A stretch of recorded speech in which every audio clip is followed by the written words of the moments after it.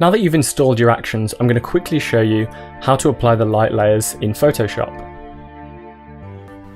Now the light layers are split into categories: bokeh, flares, glass and leaks.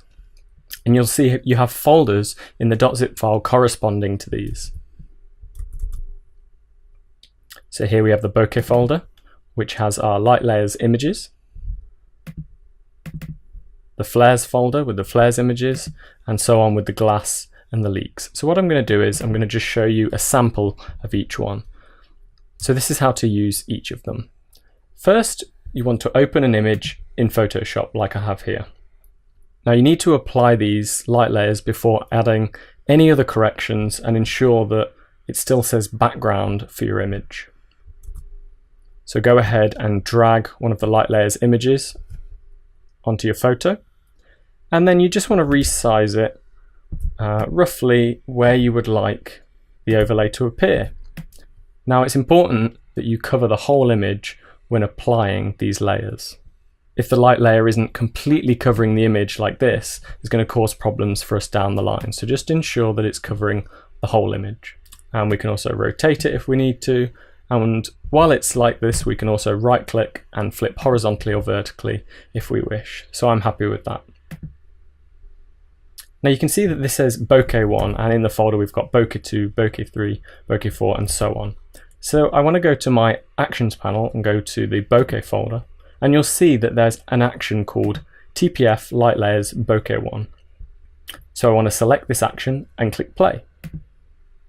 It's going to go through the action, and as you can see, it's applied my light layer. Now it's important that you use the correct image, bokeh 1, bokeh 2, with the correct action.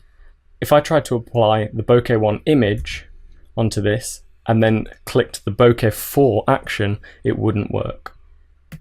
So I'm just going to delete this, and I'm going to show you some of the flares.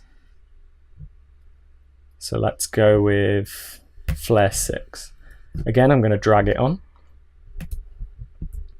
Now, the important thing with the flares is, and the flares only, is that they don't need to cover the whole image, and they're the only one of the light layers that don't need to cover the whole image. So I'm going to position it just over to the side here.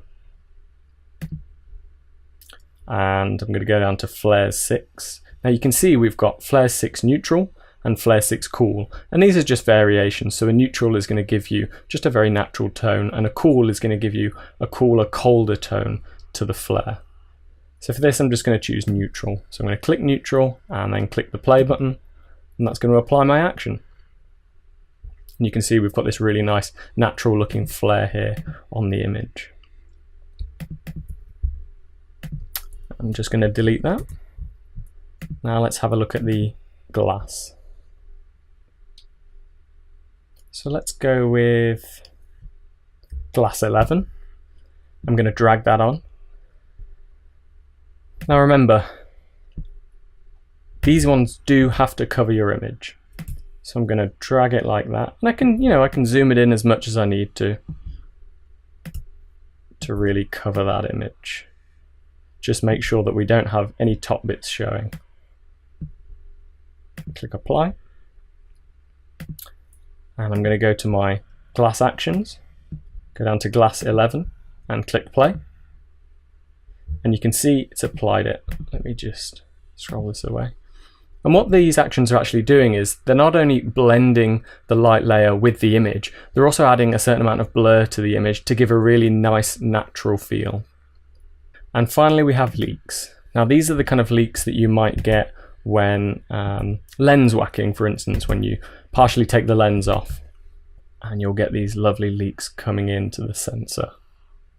So I'm going to apply this, open up my actions, go down to leaks, and then remember leak 2 has to go with the leak 2 action, press play, and here we are, it's applied this nice blurred color effect to the bottom of the image.